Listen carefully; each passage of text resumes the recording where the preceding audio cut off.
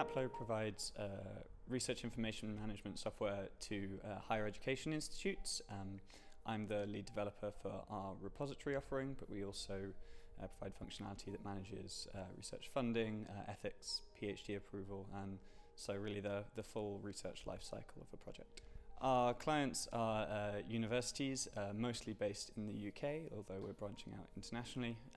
and one of the core strengths of Haplo is the ability to manage all kinds of information within the same application, so all of the modules can work off the same underlying data store. Our clients view Haplo often as the sort of the home of research for their institution. It's where their researchers and their research community are used to logging in to manage things, manage research management processes, I guess. And as such, the data management plan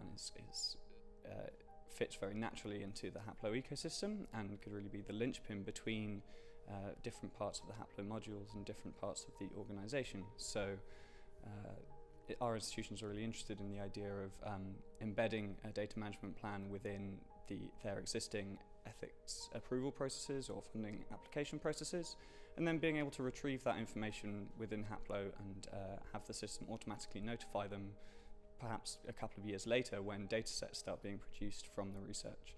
So it's really being able to embed that management information within one application in a form where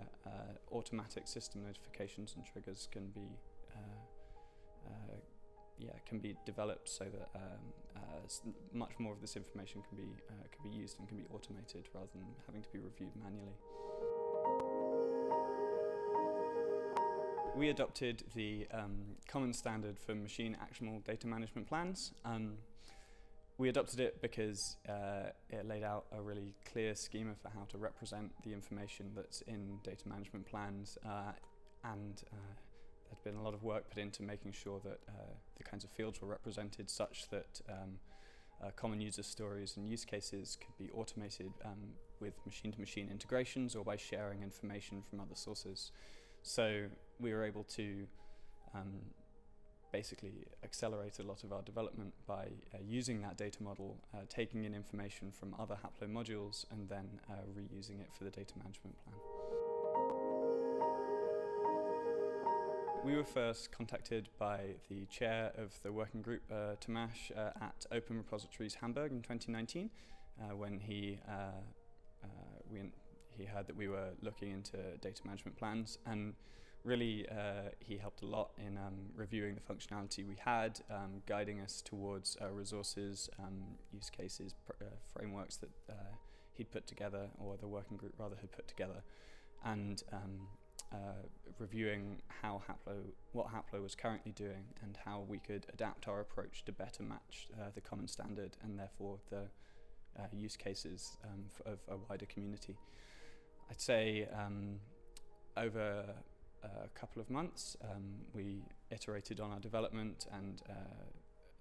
demonstrated some of those changes to Tomasz and then eventually to the wider RDA working group community in Helsinki in 2019. So for Haplo, this is the first time we've been involved with the RDA and taking an RDA recommendation and applying it to our work so directly. And I think the thing that's really highlighted, for me at least, is the power of that network, basically. I mean, we provide open source software, and